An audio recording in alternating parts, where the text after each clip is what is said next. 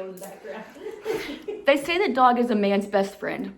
So why do we allow our best friends to be bred and crammed into small cages where they can barely move, are barely fed, and are subjected to daily abuse or are subjected to abuse on a daily basis? These are the horrors that occur every day in the puppy mill and show you why puppy mills are inhumane and cruel and should no longer be legal. I connect to this topic very deeply as my best friend is my dog. And he's pretty much the exact example of a puppy mill. They pretty much beat his feet probably to the point that they were broken. And he's kind of stupid. He might have brain damage from how severely he was beaten. So today I'm going to address the problems associated with puppy mills and how we as a collective can come together to help and rehabilitate these dogs. So puppy mills are filled with inhumane conditions and need to be banned. So let's just get into the initial things that these dogs are subjected to on a daily basis. When you look up the word puppy mill on the internet, the exact definition is an establishment that breeds puppies for sale, typically on an intensive basis and in conditions regarded as inhumane.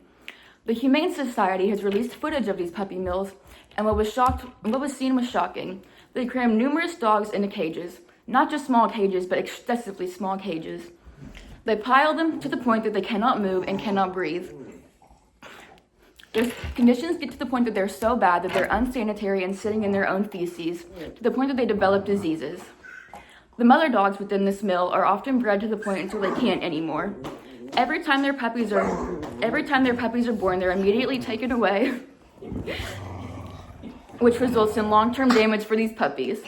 Taken away from their mother proves to be damaging both emotionally and behaviorally. These mother dogs live where their only job is to breed. They'll never get a loving family or to nurse their young. So as proven, puppy mills are extremely inhumane, but they're also unnecessary. We have the power to stop puppy mills, and we can do little to do that. There are numerous solutions to puppy mills. There are as little as 2 million puppies born of these mills every year, with 1.5 ending up in shelters while they're only ending up being euthanized due to overcrowding. When families purchase a dog from a pet store, they're completely unaware that almost 70% of pet store dogs come from puppy mills. They also suggest but these stores refer to them sometimes as factory farms to sound better.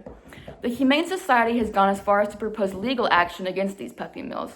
They started the pledge to stop supporting these mills, and they also suggested a law where if breeders produce more than 30 puppies in a year, they should legally have to get a license where they're subjected to inspections that can result in disciplinary actions such as jail and fines. Stopping these puppy mills will result in pet stores and taking funds that can be used on the rescues.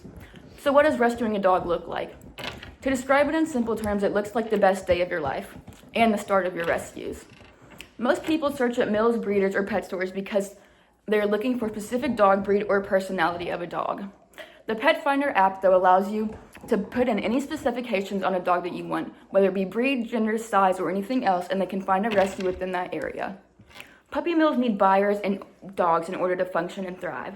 If people decide to shop instead of adopt, then the puppy mills will no longer have the funds that they need, and the funds can then go to puppy mill or rescues that can then help the dogs. Adopting a dog or rescuing a dog is also significantly cheaper than buying a dog or a mill dog. By adopting a dog, you will not only be participating in the fight to ban puppy mills, but also saving a life and opening up a spot for another life to be saved. In conclusion, there is absolutely no question in anyone's mind whether puppy mills are inhumane and right or not. We can avoid purchasing from these puppy mills and stores that breed from mills instead adopt or rescue a dog who's in need of it instead.